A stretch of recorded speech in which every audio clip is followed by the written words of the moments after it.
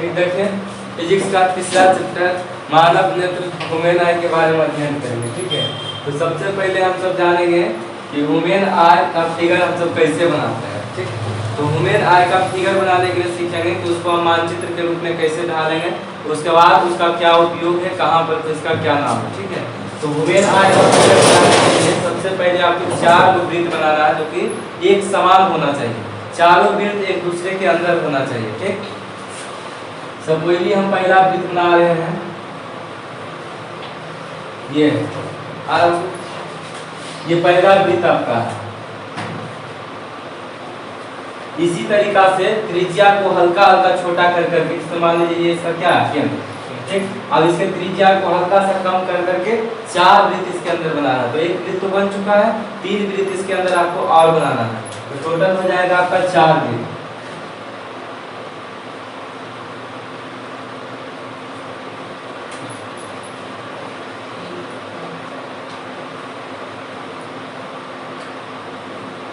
ये दूसरा वृत्त, एक 2 वृत्त अभी आपको और बनाना है,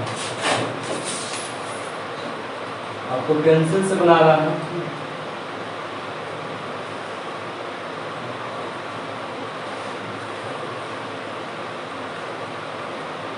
ये तीसरा वृत्त, एक वृत्त और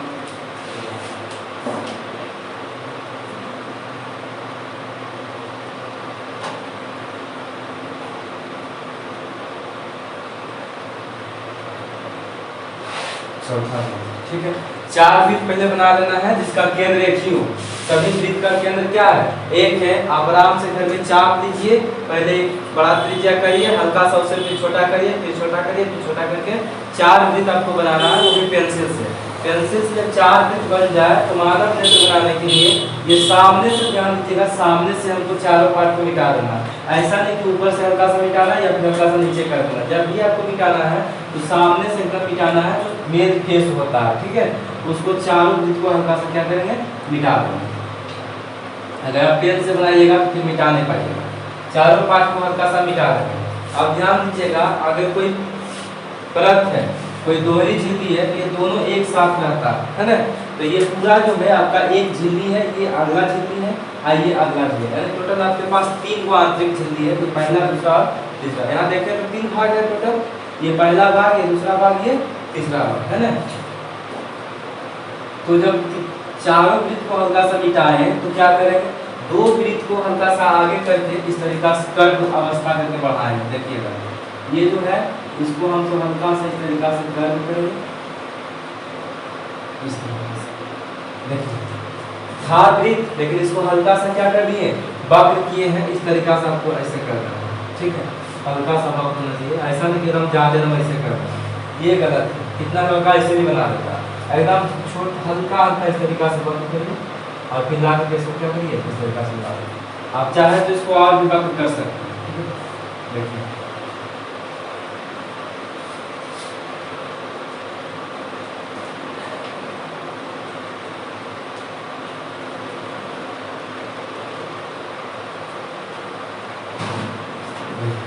ये हो गया आपका वक्र। अब जिस तरीका से पहला वाले पार्ट को किए उसी प्रकार से उनको किसको करना है, दूसरा वाले पार्ट को वक्र करना है। दूसरा वाला पार्ट को भी देखते हैं हम वक्र करेंगे। जिस तरीका से पहला जितना ले गए ना, उतना ही किसको ले जाएंगे, जितना मिल जाएगा। पहले आप डॉट कर सकते हैं, फिर बाद में आप मिला सकते हैं।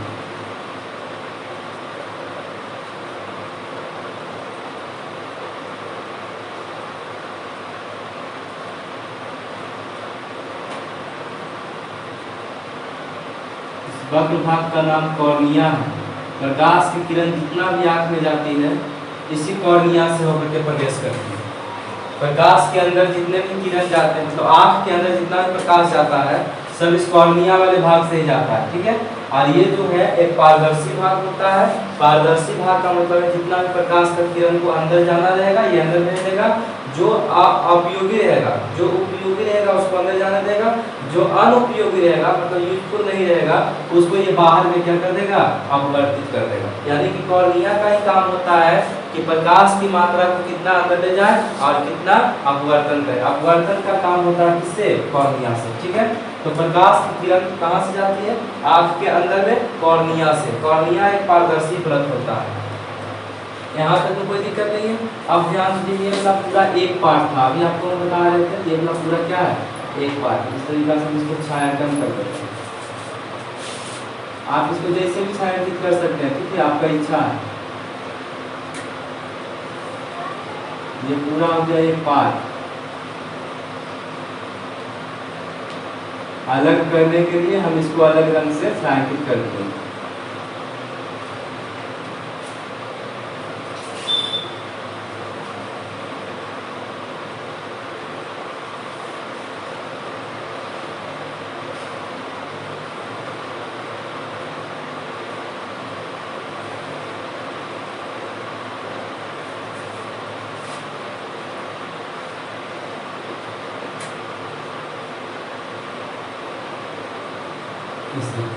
ये हो गया आपका मानव नेत्र का एक पार्ट। अब ध्यान दीजिए, मानव नेत्र जो है एक खोखले गोले के समान होता है, और अगर ये गोला है तो गोला का एक अपना व्यास होता है। गोला का एक अपना क्या होता है, व्यास होता है। तो मानव नेत्र जो हमारा है, मानव नेत्र एक खोखले गोले के समान है, जिसका व्यास लगभग 2.3 सेंटीमीटर होता है। जिसका व्यास लगभग 2.3 सेंटीमीटर होता है। ठीक है, अब बात को समझिए। तो मानव नेत्र खोखले गोले के समान है, इसका व्यास कितना है। इसके जो सबसे बाहरी भाग है, ये वाला मानव नेत्र का जो सबसे बाहरी भाग है वो अपारदर्शी होता है। मानव नेत्र का सबसे बाहरी भाग क्या होता है, अपारदर्शी होता है। इस वाले भाग का नाम होता है आपका दृढ़ पटल। इस वाले भाग को हम तो क्या बोलते हैं, दृढ़ पटल बोलते हैं। इसको एक और नाम स्क्लेरेटिक भी बोला जाता है, स्क्लेरेटिक। ये अंग्रेजी नाम है स्क्लेरेटिक, लेकिन ज्यादातर हिंदी में ही प्रयोग करते हैं दृढ़ पटल में। ठीक है, तो मानव नेत्र एक खोखले गोले के समान है, जिसका व्यास लगभग 2.3 सेंटीमीटर है। इसके सबसे बाहरी परत जो कि अपारदर्शी होता है, उसे हम क्या कहते हैं, दृढ़ पटल कहते हैं। दृढ़ पटल जो है आगे आकर के एक पारदर्शी भाग में बढ़ता है, जो हल्का सा उभरा हुआ पाया जाता है। इस उभरे रंग का नाम हम सब देते हैं कॉर्निया। इस उभरे हुए भाग का नाम हम सब क्या देते हैं, कॉर्निया। और कॉर्निया का ही दूसरा नाम होता है स्वच्छपटल। कॉर्निया को ही हम दूसरा नाम क्या जानते हैं, स्वच्छपटल। यानी कि स्वच्छपटल बोले या कॉर्निया बोले की बात है। ये क्या होता है, दृढ़ पटल आगे आकर के हल्का सा उभरा हुआ पारदर्शी भाग में बन जाता है, जिसे हम लोग कॉर्निया या स्वच्छपटल बोलते हैं। प्रकाश की किरण जितना भी जाएगा मानव नेत्र के अंदर, सब कॉर्निया के रास्ते ही जाएगा। जितना जरूरत होगा वो अपवर्तित ले लेगा और बाकी सभी को अपवर्तित कर देगा। ठीक है, अब ध्यान दीजिए, यहाँ तक तो कोई दिक्कत नहीं है। अब ये वाला जो बाकी 2 वृत्त बच गया, 2 वृत्त को तो हम आगे किया थे, कॉर्निया बन गया। अब बाकी जो 2 वृत्त बचा है उनको हल्का सा और ऊपर करेंगे, हल्का सा और मिटाएंगे, और इससे हमको आइरिस बनाना है। ध्यान दीजिए, आइरिस का जो आकार होता है, ऊपर देखेंगे तो ऐसा बनता है, नीचे देखेंगे तो नीचे भी ऐसा बनता है। तो जैसे ऊपर में वैसा ही काम बनेगा, नीचे बनेगा। आ रहा है जिस तरीका से हमको ऊपर में हल्का सा देखिए, ये वाला मतलब तीर चिन्ह जैसा निकलना चाहिए, नीचे भी हमको दिल जैसा निकलना चाहिए। ठीक है, तो यहाँ से हम क्या करेंगे, ये दोनों को एक को बढ़ाएंगे, एक को बढ़ाएंगे, गोल बढ़ाएं और इसको हल्का सा मोड़े। देखिए ऊपर ले गए, फिर इसको हल्का सा नीचे ला के और इसमें ला के क्या करेंगे, मिला देंगे। इस फॉर्म में आ गया, जिस फॉर्मेट में हम बनाना चाह रहे थे उस फॉर्मेट में है।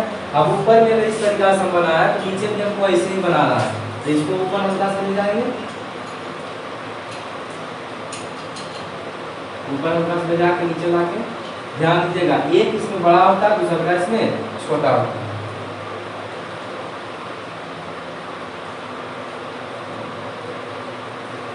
ये आपका ठीक है। और ये जो आगे आके मुड़ गया है ना, देखिए दोनों को बराबर होना चाहिए। ये वाला हल्का सा नीचे आ गया, ये वाला हल्का सा मतलब नीचे ज्यादा आ गया है, तो इसको हल्का सा मिटा के ऊपर ही कर देंगे, ताकि दोनों बराबर होना चाहिए। अब लगभग दोनों क्या है, बराबर। अब जब दोनों बराबर हो गया, तो इस वाले पार्ट का नाम आपका होता है,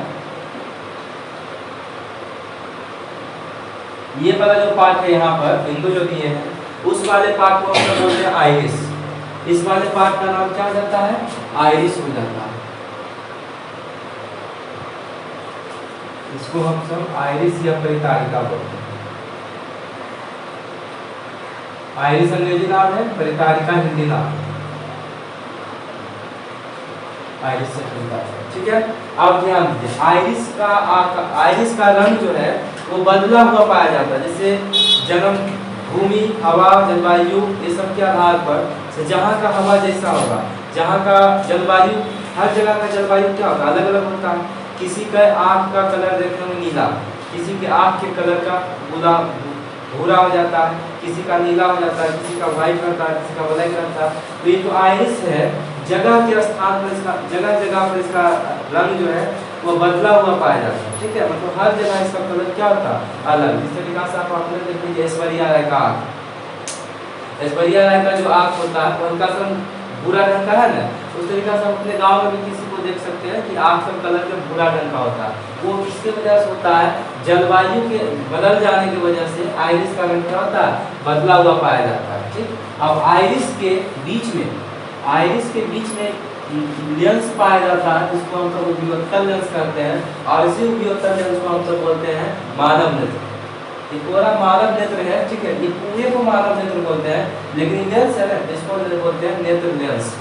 नेत्र के अंदर में जो लेंस होता है उसका नाम हम सब क्या रखते हैं, नेत्र लेंस। यहाँ पर एक आपका उत्तल लेंस होता है, जिसे हम सब नेत्र लेंस बोलते हैं। ध्यान दीजिएगा, नेत्र लेंस जो है वो आपका प्रोटीन का बना हुआ जेलीवत पदार्थ होता है, प्रोटीन का बना हुआ जेलीवत पदार्थ होता है। ठीक है, अब जेलीवत पदार्थ किसको कहते हैं, तो आप देखेंगे बाद में जो सेट बेल्ट लगाता है, लोग बाल को काट करने के क्या लगाते हैं, सेट बेल्ट लगाते हैं। सेट बेल्ट देखते हैं, बहुत हार्ड रंग का, मतलब चिपचिपा रंग का होता है। या फिर एलोवेरा वाला जो जूट ब्रश होता है वो भी पूरा क्या होता है, चिपचिपा रंग का होता है। बस सेम रंग का आपका यहाँ मानव नेत्र होगा। मानव नेत्र जो होता है वो भी आपका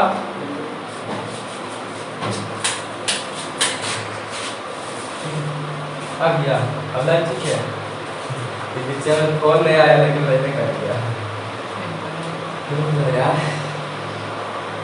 जो है मानव नेत्र जो है वो एक आपका जेलीबद्ध पदार्थ का बना हुआ रेशेदार पदार्थ होता है। ठीक है, अब अगर ये नेत्र लेंस है तो ये उत्तल लेंस है। कैसा लेंस है, उत्तल लेंस। तो ध्यान दीजिए, उत्तल लेंस अगर ये है तो इसका भी एक अपना द्वारक होगा, इसका भी एक अपना मुख्य अक्ष होगा। इसमें ये पहला सतह है और ये कौन सतह है, दूसरा सतह है। तो मानव नेत्र के जो अगला सतह होता है उसका वक्रता कम होता है, उसका वक्रता क्या होता है, कम, लेकिन फोकस अधिक होता है। वक्रता कम होता है, ध्यान दीजिएगा यहाँ पर। इसमें मानव नेत्र में याद आपको रखना है, वक्रता और फोकस के बीच का समानुपाती का संबंध होगा। वक्रता और फोकस में कैसा का संबंध होगा, व्युत्क्रमानुपाती। यानी वक्रता बढ़ेगा तो फोकस कम जाएगा और वक्रता घटेगा तो फोकस क्या होगा, बढ़ जाएगा। तो आगे वाला जो पार्ट होता है मानव नेत्र जो है वो उत्तल लेंस है। ये आपका क्या है, उत्तल लेंस। उत्तल लेंस का ये पहला सतह है और ये उत्तल लेंस का कौन सतह है, दूसरा सतह। दो सतह मिलकर के उत्तल लेंस बनता है। तो पहला सतह का वक्रता कम होगा तो त्रिज्या क्या होगा, ज्यादा। वक्रता घटेगा तो त्रिज्या क्या होगा, बढ़ेगा, फोकस बढ़ जाएगा। त्रिज्या हो सकता है, ठीक है, वक्रता बढ़ेगा, फोकस क्या हो जाएगा। तो पहला का वक्रता कम होता है तो त्रिज्या क्या होगा, और दूसरा का वक्रता ज्यादा होता है, त्रिज्या क्या होगा, कम। यानी दोनों का अलग अलग त्रिज्या और दोनों का अलग अलग वक्रता होता है। यहाँ तक कोई दिक्कत नहीं है। ये आपका नेत्र लेंस है, नेत्र लेंस को यहाँ से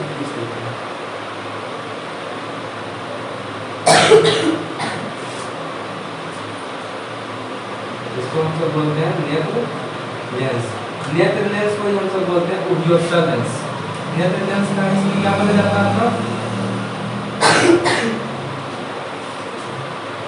उपयोक्ता लेंस। ठीक है, कोई दिक्कत नहीं। आप ध्यान दीजिए, तो अगर यहाँ से नेत्र लेंस को हटा देते हैं, नेत्र लेंस को क्या करते हैं, हटा देते हैं, सपोजली अभी हटाना नहीं है, हटा देते हैं, तो यहाँ पर देखिए दोनों आइरिस के बीच में इतना एक छिद्र बच रहा है। दोनों आइरिस के बीच में क्या है, एक छिद्र बच रहा है। इस छिद्र को हम सब बोलते हैं पुतली या तारा। इस छिद्र को हम क्या बोलते हैं, पुतली या तारा। यहाँ पर एक छिद्र होगा, ये नेत्र लेंस यहाँ पर था, नेत्र लेंस बना लीजिए। लेकिन ये अपना जो छिद्र है पूरा, इस छिद्र को हम सब नाम देते हैं पुतली या तारा। इसका नाम क्या कहते हैं? पुतली या तारा। पता है प्रकाश की मात्रा को नियंत्रित कौन करता है? तो पुतली या तारा करता है। प्रकाश घुसता किसके द्वारा? कॉर्निया के द्वारा। लेकिन प्रकाश कितना मात्रा में अंदर जाना चाहिए और कितना मात्रा में नहीं, उसका निर्धारण करता है कौन सा? पुतली या तारा। ठीक है, पुतली या तारा का क्या काम है? पुतली और तारा का आकार घटते बढ़ते रहता है। यानी जब हम धूप वाले क्षेत्र में जाते हैं तो धूप में बहुत अधिक मात्रा में प्रकाश होता है। धूप में क्या होता है? बहुत ज्यादा प्रकाश होता है। जब हमारी आँख, जब पुतली या तारा क्या होगा? बड़ा। सपोज करो पुतली का आकार इतना बड़ा, ठीक है, अब इतना प्रकाश फिर इतना से प्रवेश करेगा तो बहुत जब प्रकाश में हम जाएंगे पूरा लाइट वाला क्षेत्र में, इतना बड़ा आपका पुतली है तो इतना से प्रकाश कितने जाएगा? तो ढेर में भी प्रकाश नहीं जाएगा, तो पुतली वहाँ पर क्या हो जाएगा? छोटा हो जाएगा। पुतली क्या हो जाएगा? छोटा। यदि धूप में जाता है तो पुतली का आकार घट जाता है। क्यों? क्योंकि वहाँ ज़्यादा प्रकाश है, जबकि हमको आँख में चाहिए क्या? कम प्रकाश। आँख को क्या चाहिए? कम प्रकाश चाहिए। इसलिए धूप में जब जाते हैं तो पुतली का आकार क्या होता है? छोटा हो जाता है। फिर जब हम अंधकार वाले क्षेत्र में आते हैं ना, जैसे घर में जब पढ़ाई करते रहते हैं, अंधेरा हो गया, अचानक लाइट कट गया, तो वैसे कंडीशन में इस जो पुतली है, पुतली का आकार धीरे धीरे क्या होना शुरू हो जाता है? बढ़ना शुरू हो जाता है। क्योंकि अंधार में आपको ज़्यादा प्रकाश चाहिए। ज़्यादा प्रकाश कैसे जाएगा? तो पुतली का आकार क्या होगा? बड़ा। तो पुतली का आकार बड़ा होगा तब धीरे धीरे प्रकाश क्या होना शुरू हो जाएगा? ज़्यादा शुरू होना शुरू हो जाएगा। ज़्यादा कह सकते हैं पुतली का आकार जो है वो घटते बढ़ते रहता है, और पुतली के द्वारा ही फोकस दूरी को समायोजित किया जाता है, जिसे हम फोकस समायोजन करते हैं। ठीक है, उसको हम लिखाएंगे आगे जाकर। फिलहाल आपको बताइए पुतली या तारा का आकार घटता बढ़ता रहता है। इस घटते बढ़ते आकार के कारण ही आपके दिन वाले क्षेत्र में जब जाते हैं तो पुतली का आकार छोटा हो जाता है, और रात में पुतली का आकार क्या होता है? बड़ा होता है। सीधा सीधी जब हम प्रकाश वाले क्षेत्र में जाते हैं तो पुतली का आकार छोटा रहता है, और अंधकार वाले क्षेत्र में आते हैं तो पुतली का आकार बड़ा हो जाता है। ठीक है, अब इसी पर एक क्वेश्चन भी आपका बनता है कि जब हम प्रकाश वाले क्षेत्र से अचानक अंधेरा रूप में आते हैं तो हमारी आंखों के सामने अंधेरा छा जाता है। क्यों? क्योंकि जब हम प्रकाश वाले क्षेत्र में थे तो पुतली का आकार छोटा था, अंधकार वाले क्षेत्र में आए तो पुतली के आकार को बड़ा होने में कुछ समय लग जाता है। ठीक है, इसी वजह से आंखों के सामने क्या छा जाता है? अंधेरा छा जाता है। या फिर जब आप कभी घर में बैठे हुए हैं, अचानक घर से बाहर निकले, अचानक क्या हुआ? घर से बाहर निकले पूरा धूप वाले क्षेत्र में, तब आपको लगेगा कि पूरा आपके सामने एकदम चिकमिकाहट ढंग का आ गया, पूरा लाइट है ना, कुछ दिखना ही बंद हो जाता है। जिसको कहते हैं आंखों के सामने चक्कर आ गया, चकमकाहट आ गया। वैसा कुछ नहीं है। जो पुतली है, पुतली का आकार घर में रहते हैं ना तो बड़ा रहता है, अंधार में रहता है तो बड़ा रहता है। अचानक हम निकल जाते हैं कहाँ? धूप वाले क्षेत्र में, तो पुतली का आकार बड़ा था तो प्रकाश की मात्रा ज़्यादा जाने लगा, यानी आंखों के सामने क्या होना शुरू हो गया? चकाचौंध हो गया। ठीक है, ये किसके कारण होता है? पुतली या तारा के कारण। दिक्कत नहीं है। आप ध्यान दीजिएगा यहाँ पर, ये आपका रह गया क्या चीज? कॉर्निया। ये वाला जो उभरा हुआ पार्ट इसका नाम क्या है? कॉर्निया। और ये वाला क्या है आपका? उत्तल लेंस। तो कॉर्निया और उत्तल लेंस एक दूसरे को टच ना करे, जैसे हो सकता है कभी कुछ उसके बीच में नहीं रहेगा तो सट सकता है या फिर और फैल सकता है, बहुत सारा बात है। तो ये दोनों एक दूसरे को टच ना करे, इसके लिए इसके बीच में एक द्रव भरा हुआ रहता है। इसके बीच में क्या भरा रहता है? द्रव भरा रहता है। इसके बीच में, किसके बीच में? कॉर्निया और लेंस के बीच में एक पानी भरा हुआ था, द्रव भरा रहता है। इस द्रव को हम सब कहते हैं नेत्रोड। इस द्रव का नाम क्या होता है? नेत्रोड। ठीक है, पानी भरा हुआ था ताकि कॉर्निया और लेंस एक दूसरे को सटे नहीं या फिर आसूस हो। ठीक है, इसको हम सब, इस जल को हम क्या कहते हैं? जलीय द्रव या नेत्रोड। इस पानी का नाम है जलीय द्रव या नेत्रोड। ठीक, दोनों नाम सबका लिखिए, तो दिक्कत नहीं है यहाँ तक में। अब दृढ़ पटल आगे आगे के बढ़ गया था कॉर्निया में, जो कि उभरा हुआ पारदर्शी भाग था, जिससे प्रकाश की किरण घुस रही थी आँख के अंदर, और बाकी जो बच गया था वो अपवर्तित हो रहा था, है ना। अब अंदर घुसा तो जलीय द्रव के रास्ते होते हुए पुतली से कहाँ घुसा? नेत्र लेंस में घुसा। अब नेत्र लेंस से कहीं आगे जाएगा, इधर वाला पार्ट को देखते हैं। दृढ़ पटल के नीचे वाला जो सटा हुआ भाग होता है, दृढ़ पटल के नीचे एक सटा हुआ भाग होता है जो भूरे कलर का होता है। इस भूरे कलर वाला जो भाग होता है ना, इसका नाम होता है रक्त पटल। कहीं कहीं रक्त दिखता है और कहीं कहीं दिखता है इसको रक्त तक, कहीं कहीं क्या दिखता है? रक्तक पटल, यानी रक्त पटल बोले या रक्तक पटल बोले, बात से ठीक है। तो ये हो गया आपका रक्तक पटल। दीर्घ पटल के नीचे एक भूरा हुआ भाग होता है, भूरे रंग का एक भाग होता है, जिसको हम लोग क्या बोलते हैं, रक्त पटल। अब ध्यान दिए, रक्त पटल है ना, रक्त पटल के नीचे भी एक पार्ट होता है। रक्त पटल के नीचे भी क्या है, पार्ट है, जिसको हम लोग रेटिना कहते हैं। आंख का सबसे इम्पोर्टेंट भाग रेटिना। एक पार्ट ये है, ये दूसरा का पार्ट है, ये तीसरा का पार्ट है। तीसरा का पार्ट को भी कोई चिन्ह दे दीजिए इस तरीका से। ये वाला जो भाग देख रहे हैं यही आपका हो जाता है क्या चीज, रेटिना। लेकिन कहाँ तक रहेगा वो देखिएगा।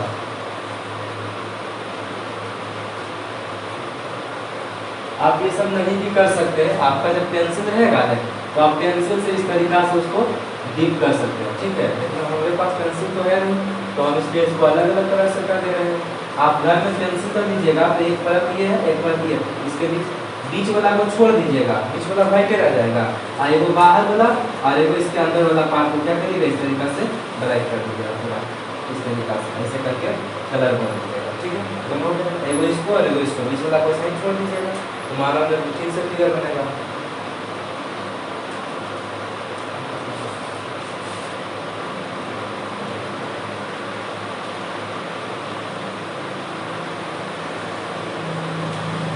दीर्घ पटल के नीचे एक भाग होता है जिसे हम सब क्या कहते हैं, रेटिना। इस वाले भाग का नाम क्या होता है, रेटिना होता है, ठीक है। इसको हम सब बोलते हैं रेटिना। रेटिना का दूसरा नाम होता है दृष्टि पटल। रेटिना का दूसरा नाम क्या होता है, दृष्टि पटल, ठीक है। ये रेटिना का दूसरा नाम। अब ध्यान दीजिए, ये मानव नेत्र के जो सबसे आंतरिक भाग होता है, मानव नेत्र का जो सबसे आंतरिक भाग होता है ना, उसको हम सब क्या कहते हैं, रेटिना या दृष्टि पटल। अब ध्यान दीजिए, जितना भी मानव नेत्र का प्रतिबिंब बनेगा, जितना भी आंख में प्रतिबिंब बनेगा, सब कहाँ पर बनेगा, रेटिना पर ही बनेगा। इसको हम क्या बोलते हैं, आप अपना पेंसिल से बढ़िया से कर लीजिए।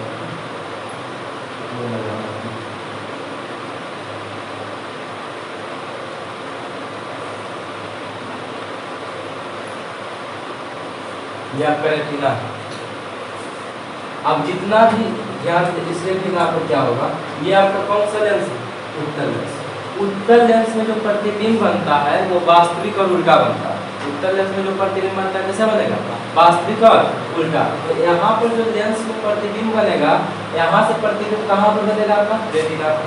तो रेटिना पर जो प्रतिबिंब बनता है वो कैसा होता है, वास्तविक और उल्टा। इसमें बहुत सारा बात है।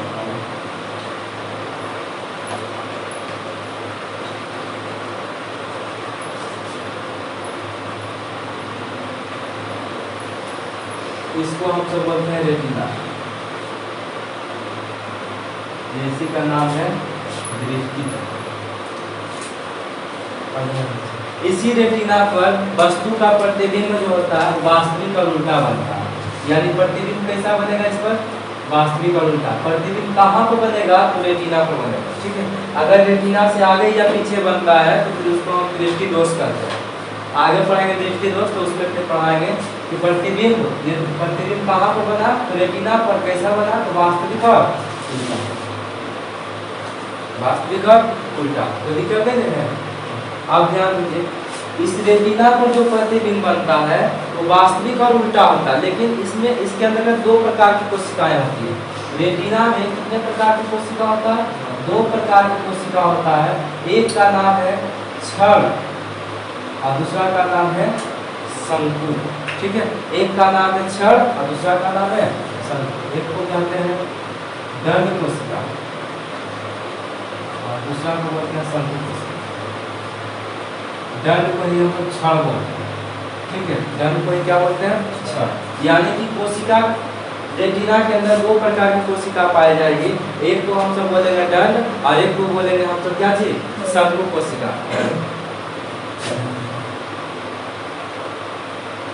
कोशिका दो प्रकार की होती है, एक को हम सब बोलेंगे दंड और दूसरा को बोलेंगे शंकु।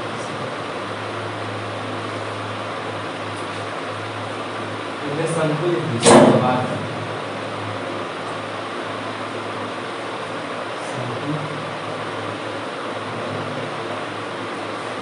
ये दो प्रकार की कोशिका पाए जाते हैं हमने कहा रेटिना पर। रेटिना में दो प्रकार की कोशिका पाई जाती है, जिसमें एक होता है शंकु और एक होता है मंद या दंड। ठीक है, तो दंड शंकु कोशिका जो होता है कब काम करेगा, तो जब हम अधिक प्रकाश वाले क्षेत्र में जाएंगे।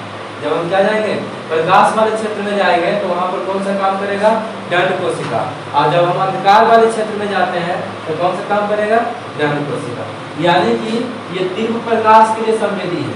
ये किसके लिए संवेदी है, तीव्र प्रकाश के लिए। शंकु कोशिका जो है किसके लिए संवेदी है, तीव्र प्रकाश के लिए, जबकि दंड कोशिका जो है वो कम प्रकाश के लिए संवेदी है, या फिर कह सकते हैं मंद प्रकाश के लिए।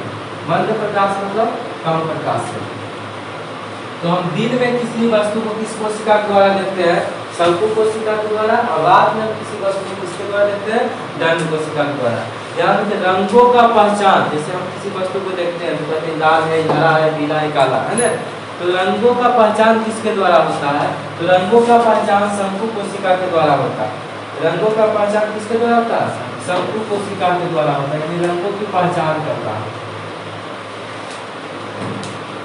रंगों की पहचान करता है कौन, शंकु कोशिका के द्वारा रंगों का पहचान होता है। दंड कोशिका के द्वारा रंगों का पहचान नहीं होता है। यही वजह है कि हम रात में किसी वस्तु को देखते हैं तो केवल उसका फेस दिखता है, कैसा है, आदमी यहाँ पर है, लेकिन उसका आकार, कलर हम नहीं बता सकते कि काला है कि गोरा। जैसे सपोज कि आप अंधारिया रात में बाहर निकल जाए तो हल्का फुल्का आदमी दिखाई पड़ेगा, तो वहाँ पर कोई आदमी है, ये पता नहीं चलेगा काला है या गोरा।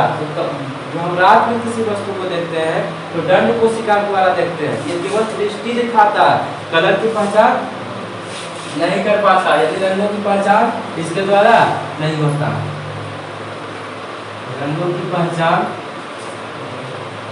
नहीं होता, तो रंगों की पहचान किसके द्वारा होता है, केवल शंकु कोशिका के द्वारा होता है। अब ध्यान दें, शंकु कोशिका भी बहुत प्रकार के होते हैं। शंकु कोशिका भी क्या होते हैं, बहुत प्रकार के होते हैं। जैसे लाल रंग को देखने के लिए अलग शंकु कोशिका है, हरा रंग को देखने के लिए अलग शंकु कोशिका है, नीला रंग को देखने के लिए अलग शंकु कोशिका। ठीक है, लाल, हरा, नीला, बैंगनी सब रंग को देखने के लिए अलग अलग प्रकार की क्या है, शंकु कोशिका। अब जिस व्यक्ति के शरीर में या जिस व्यक्ति के नेत्र में जौन कोशिका गायब होगा वह उस रंगों का पहचान नहीं कर पाएगा। सपोज मान लीजिए किसी व्यक्ति है, कोई व्यक्ति है, उसके आंख में या उसके रेटिना पर लाल रंग का जो शंकु कोशिका है वो नहीं है, लाल रंग का शंकु कोशिका नहीं है, तो वो व्यक्ति लाल रंग का पहचान नहीं कर पाएगा। अगर किसी के आंख में हरा रंग का नहीं है तो वो हरे रंग का पहचान नहीं कर पाएगा। तो रंगों की पहचान नहीं कर पाता किसके द्वारा, शंकु कोशिका नहीं होने के कारण। और ये जो है एक अनुवांशिक रोग है कि अगर किसी के दादा को होगा तो उसके पापा को भी होगा, उसके मम्मी को भी होगा, उसके दादी, तो जितना उसका पूरा फैमिली है फुल फैमिली को हो जाता है। ये 100 में से 1000 में काम ऐसे होते हैं जिनके अंदर ये वाला गुण पाया जाता है। ठीक है, तो गुण, लेकिन इसको गुण भी कर सकता है कि बहुत, मतलब ये रंगों की पहचान नहीं कर पाएगा। उसके सामने यदि तीनों रंग दे दीजिएगा ने, कहिएगा कि छाटिए इसमें कौन सा लाल है, कौन हरा है, कौन पीला है, तो वो लाल को हरा मान लेगा, हरा को लाल मान लेगा, उसको पता नहीं चलेगा कि कौन कौन कलर है, मतलब रंग का पहचान वो नहीं कर पाता। इस दोष को रंगों का पहचान जो नहीं कर पाता है, इस दोष को हम सब एक अलग नाम से जानते हैं जिसका नाम है वर्णांधता। जिसका नाम क्या है, वर्णांधता। वर्णांधता जो है आपके परमाणुवाद के जनक, रंगों की पहचान जो नहीं करता तो हम क्या करते हैं, रंगों की पहचान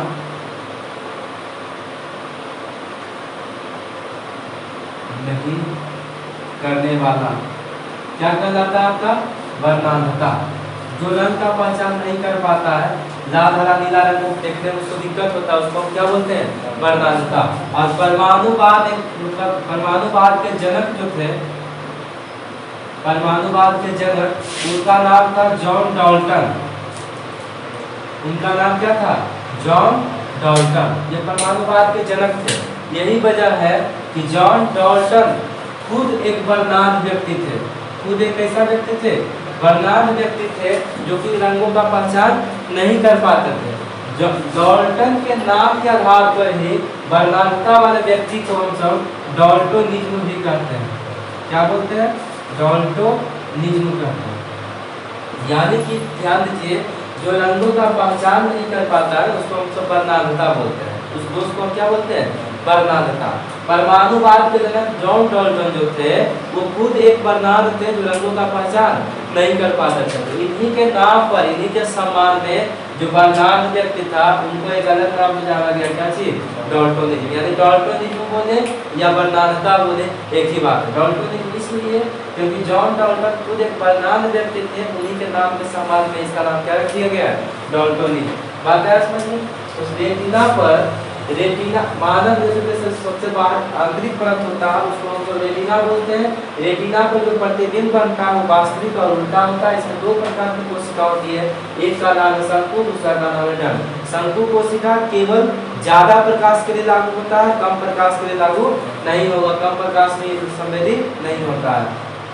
शंकु कोशिका के द्वारा ही हम किसी भी व्यक्ति के रंगों की पहचान कर पाते हैं कि लाल है, काला है या हरा है। जबकि दंड कोशिका कम प्रकाश के लिए लागू होता है, इसमें रंगों की पहचान नहीं हो पाते। दिन में हम किसी भी वस्तु को शंकु कोशिका से देखते हैं और रात में हम किसी भी वस्तु को दंड कोशिका के द्वारा देखते हैं। ठीक है, दिक्कत है ना? अब शंकु कोशिका के द्वारा ही रंगों का पहचान होता है। हर एक रंग को पहचान करने के लिए अलग अलग प्रकार के आपके शंकु कोशिका होंगे। जिस शंकु कोशिका की कमी होगा वह व्यक्ति उस रंग की पहचान नहीं कर पाएगा। जो व्यक्ति रंगों का पहचान नहीं कर पाता उसको हम सब वर्णांधता बोलते हैं। उसको परमाणुवाद के जनक जॉन डाल्टन थे जो खुद एक वर्णांध व्यक्ति थे, उन्हीं के नाम सम्मान में वर्णांधता को क्या बोला गया? डाल्टोनिज्म बोला गया। यहाँ पे दिक्कत नहीं है। आप ध्यान दीजिएगा, यहाँ पर जो वास्तविक और उल्टा प्रतिबिंब बना, तो आंख में वास्तविक और उल्टा बनता है। क्यों बनता है? तो आपको सिखाया कि आंख में जो लेंस होता है उत्तल लेंस होता है, और उत्तल लेंस में जो प्रतिबिंब बनता है वो वास्तविक और उल्टा होता है। आपको पता है, दूसरा चैप्टर में पढ़े होंगे कि उत्तल लेंस में बना प्रतिबिंब वास्तविक और उल्टा होता है ना। तो वास्तविक और उल्टा जो होगा, तो आंख में भी उत्तल लेंस है तो आंख में कौन सा प्रतिबिंब बनेगा? वास्तविक और उल्टा। लेकिन हम किसी वस्तु को सीधा कैसे देखते हैं? तो ध्यान दें, यहाँ पर जो वास्तविक और उल्टा प्रतिबिंब बना इसको विद्युत सिग्नल के रूप में लेकर, विद्युत सिग्नल के रूप में, जिस तरीका से आप देखे होंगे टीवी बजता है हाँ और उसका स्पीकर रहता है कहीं और, एक तार के द्वारा आवाज वहां से जाता है, तो विद्युत सिग्नल के रूप में वहां आवाज गया। तो यहाँ पर जो प्रतिबिंब बना वास्तविक और उल्टा, उसको भी एक विद्युत सिग्नल के रूप में, इलेक्ट्रिक सिग्नल के रूप में दे करके द्विक तंत्रिका, ध्यान दीजिए, नेत्र लेंस को सामने मिटाने के लिए एक बार हम इसको मिटाने जाते हैं, कोना कोनी मिटाएंगे। कहाँ मिटाएंगे? कोना कोनी। ये आपका नीचे वाला पार्ट है, नीचे वाला पार्ट से हल्का सा ऊपर, यहाँ वाला पार्ट को इस तरीका से क्या करेंगे? मिटा देंगे बराबर से, चारों पार्ट को हल्का सा मिटा। मिटाने के बाद यहाँ से अब हमको द्विक तंत्रिका निकलेगा इस तरीका से। बहुत सारा द्विक तंत्रिका होता है, ठीक है, एक को नहीं हजारों की संख्या में यहाँ से द्विक तंत्रिका निकलता है। उतना हम यहाँ दिखा नहीं सकते, इसलिए हम चारे आपको रहे हैं, ठीक है। और इस वाले पार्ट को हम सब बोलते हैं प्रकाश स्नायु। उसको हम सब क्या बोलते हैं? प्रकाश स्नायु, या इसी को बोला जाता है द्विक तंत्रिका। वो आपका द्विक दृढ़ पटल है और ये क्या है? द्विक तंत्रिका। ध्यान दीजिएगा, द्विक तंत्रिका। अब क्या होता है, ये द्विक तंत्रिका जो है ये डायरेक्ट आपके मस्तिष्क से जुड़ा हुआ होता है। द्विक तंत्रिका कहाँ जुड़ा होता है? मस्तिष्क से जुड़ा होता है। यहाँ पर जो वास्तविक और उल्टा प्रतिबिंब बना है ना, वो सिग्नल के रूप में ले जा करके द्विक तंत्रिका के रास्ते होते हुए कहाँ चल जाता है? मस्तिष्क में जाता है, जहाँ मस्तिष्क इसको विश्लेषण करके सीधा और काल्पनिक करके दिखाता है, ठीक है। जो यहाँ पे वास्तविक और उल्टा बना था ना, वो आपका विद्युत सिग्नल के द्वारा होते हुए द्विक तंत्रिका के रास्ते मानव नेत्र में जाता है, और मानव नेत्र उस वस्तु को हमको सीधा करके दिखाता है, ठीक है। अब ध्यान दीजिए, ये आपका नेत्र लेंस है और ये आपको क्या है? रेटिना। नेत्र लेंस और रेटिना, अगर इसके बीच में कुछ नहीं रहेगा तो ये भी एक दूसरे से क्या होगा? चिपक जाएगा। तो नहीं चिपके इसके लिए इसके बीच में क्या होता है? द्रव भरा हुआ रहता है। इसके बीच में क्या भरा हुआ रहता है? द्रव भरा रहता है। इस द्रव को, आगे वाला द्रव को हम सब क्या बोले? जलीय द्रव या नेत्रोड। और जो पीछे द्रव है या नेत्र लेंस और रेटिना के बीच जो द्रव है, इसका नाम हम सब देते हैं कचाव द्रव। इसको इसको हम तो क्या बोलते हैं, कचाप। इस यही पर लिख देते हैं इसको, कचाप। क्या है ये, कचाप है, ठीक है। आप ध्यान दीजिएगा एक चीज में और भी रुचि बचा हुआ है, ये अगर आपका नेत्र लेंस है, ये आपका क्या है, नेत्र लेंस है, तो नेत्र लेंस का ये द्वारक होगा, ये नेत्र लेंस का क्या होता है, द्वारक। और नेत्र लेंस का एक अपना मुख्य अक्ष भी होगा, तो यहाँ भी मुख्य अक्ष इसका, ये नेत्र लेंस है ना, नेत्र लेंस का ये प्रकाशिक केंद्र, प्रकाशिक केंद्र आगे जाकर के कहीं मुख्य अक्ष होगा इसका, तो मुख्य अक्ष जो होगा रेटिना को किसी बिंदु पर काटेगा, रेटिना को क्या करेगा, कोई बिंदु पर काटेगा ना। जैसे अगर ये नेत्र लेंस है, इसके पीछे कितना जगह क्यों जाता है, आहार से 2.3 सेंटीमीटर तो है ये, तो हम बड़ा कर देंगे कितना लिखा है। तो अगर ये नेत्र लेंस है, तो नेत्र लेंस का मुख्य अक्ष जो है वो रेटिना को किसी बिंदु पर काटेगा ना। जिस बिंदु पर काटता है, इस बिंदु का नाम होता है पीत बिंदु। इस बिंदु का नाम क्या होता है, पीत बिंदु। अब आपको जान करके हैरानी होगा कि इस पीत बिंदु पर केवल शंकु कोशिका पाया जाता है, दंड कोशिका पाया ही नहीं जाता है। इस पीत बिंदु पर केवल कौन सा कोशिका पाया जाता है, शंकु कोशिका पाया जाता है। अब अगर शंकु कोशिका, केवल शंकु कोशिका,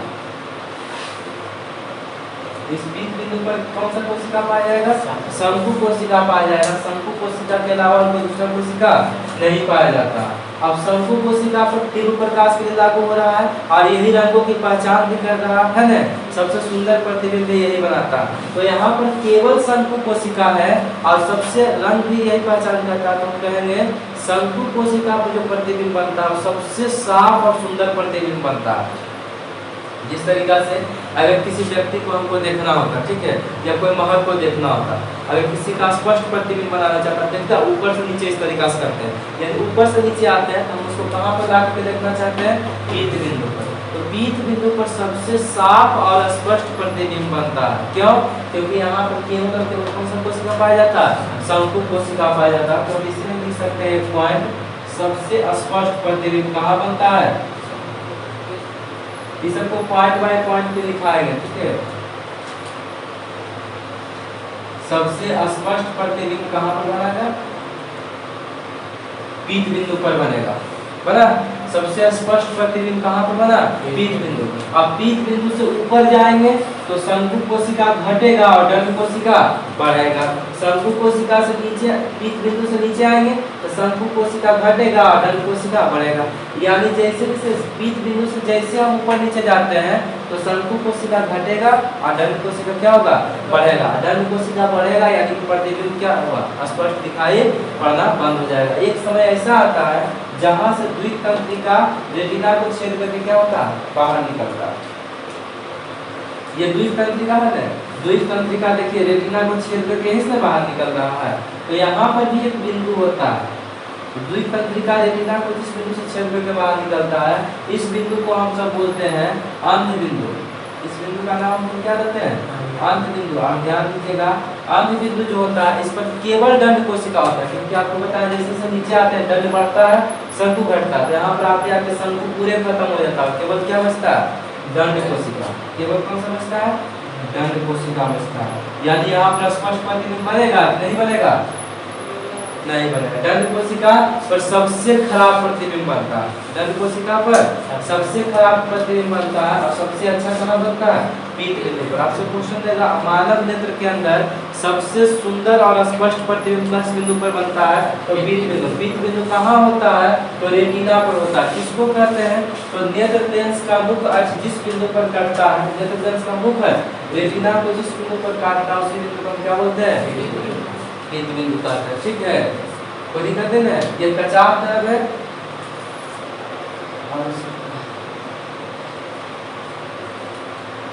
फिर से एक बार देख लेते हैं इसको।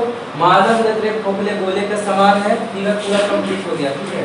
मानव नेत्र एक खोखले गोले के समान है जिसके बाहरी भाग अपारदर्शी होता है। इस अपारदर्शी भाग को हम दृष्टिपटल या स्क्लेरेटिक बोलते हैं। स्क्लेरेटिक आगे आकर के कुछ उभरा हुआ पारदर्शी भाग बन जाता है जिसको हम सब कॉर्निया या स्वच्छपटल बोलते हैं, है ना, स्वच्छपटल। और अब इसको थोड़ा सा आगे बढ़ाया था कि आपका पुतली या तारा था, अब इस पेज से हम सीख गए। देखो नेत्र लेंस अगर ऐसे रहेगा तो नेत्र लेंस इधर उधर नहीं हो जाएगा, नेत्र लेंस को कोई पकड़ के रखेगा तो नेत्र लेंस जिसके सहारा से अटका हुआ रहता है उसको हम लोग करते हैं सीलियरी मांसपेशी। यानी यहाँ पर जो है कुछ मांस ढंग का रचना पाया जाता है, यहाँ पर किस तरीका से पाया जाता है मांस ढंग का रचना पाया जाता है, इस तरीका से मसैला ढंग, ठीक है। ये जो मांस ढंग का रचना पाया जाएगा ना, इस मांस को हम लोग बोलते हैं सीलियरी मांसपेशियां। इस मांस को हम लोग क्या बोलते हैं सीलियरी मांसपेशियां। इसी को कहीं कहीं पछमाभी भी लिख देता है, ठीक है, पछमाभी या सीलियरी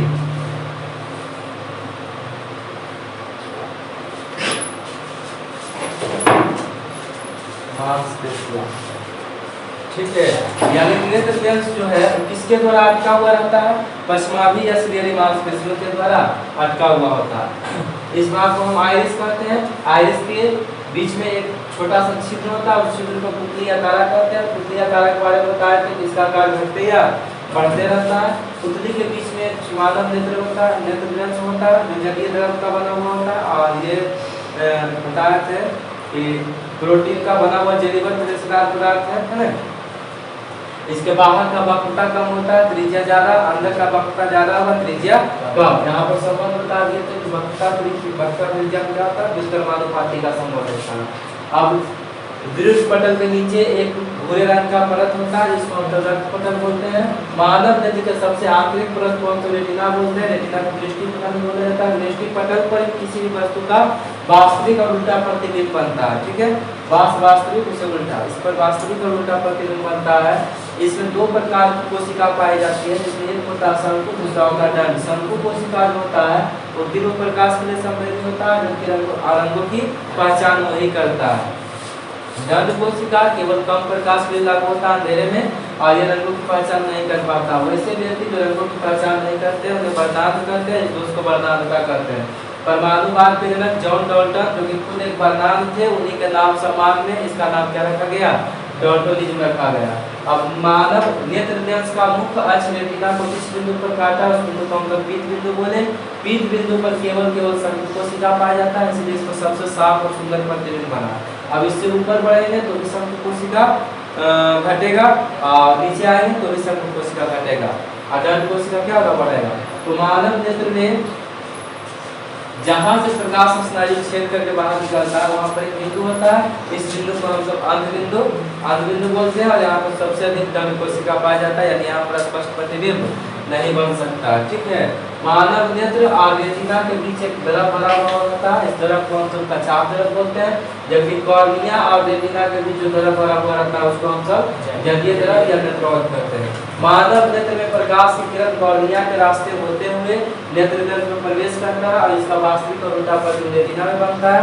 अब वास्तविक और उल्टा प्रतिबिंब बना तो विद्युत सिग्नल के रूप में ये जलीय द्रव प्रकाश स्नायु से होते हुए मानव नेत्र में जाता है, जहां मस्तिष्क इसका काल्पनिक और सीधा करके वस्तु को दिखाने का संकल्प करता है, ठीक है।